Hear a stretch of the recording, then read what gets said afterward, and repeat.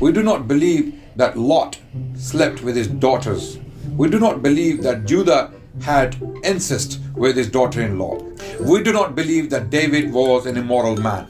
We do not believe that Moses would command the killing of innocent women and children. We do not believe that prophets like Samuel would do anything like that. For example, in the first book of Samuel, chapter 15, verse 3, there is an indication of a genocide. There is a command to commit genocide. We do not believe these are parts of God's revelation, let alone the Torah. So the Torah of Moses once upon a time existed, and the Quran confirms some of those parts in the Quranic text itself. Chapter 2 of the Quran, verses 246 to 252. Chapter 5, verses 20 to 26, confirms, don't take my word for it. Go and read the verses. David, I know you know this. Go read them. It recounts the Old Testament injunctions given to Moses, Joshua, David to strike down, to smite the Canaanites, the Amalekites, though it doesn't mention the groups by name because Muhammad didn't know.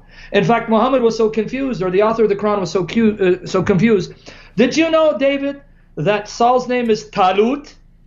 In order to make it rhyme with Goliath, Jalut, Talut and Jalut.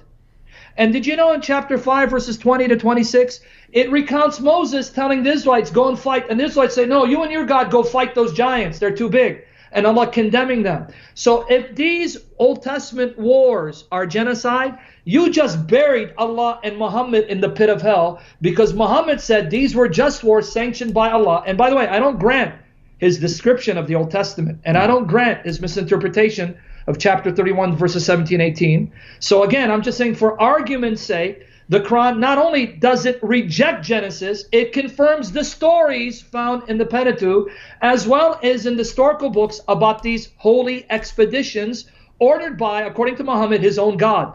Sahih al-Bukhari, volume 4, number 353. This is the end of Adnan Rashid's career as a Muslim apologist. If he's honest to God, he needs to turn to Jesus Christ, because his war is against Allah and his messenger. The prophet said, a prophet amongst the prophets carried out a holy military expedition. The Muslim translation, not mine. So he said to his followers, anyone who has married a woman and wants to consummate the marriage and has not done so yet should not accompany me.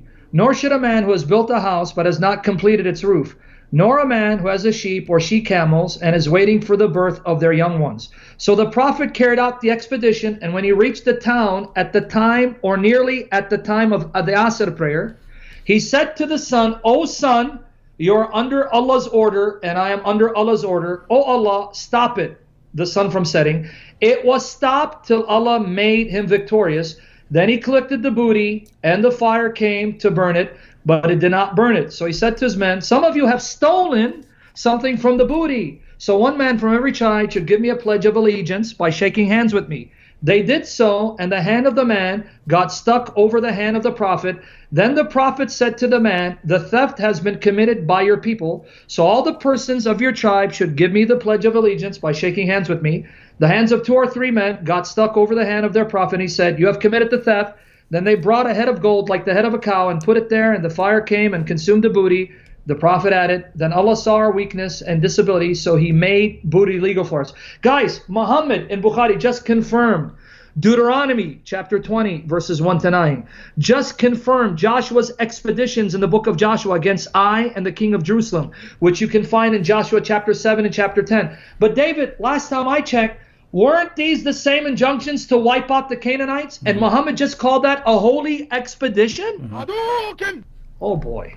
Yep. Bye-bye, Adnan. Your career is over. And Muslims around the world, they have absolutely no respect for the words of their God and the words of their prophet on this issue. Yeah, but David, you don't get it. See, I got to help you here. The Quran was designed to be the most eloquently unclear book in order to allow Muslims to explain its meaning. What's wrong with you, Kafir? Yeah.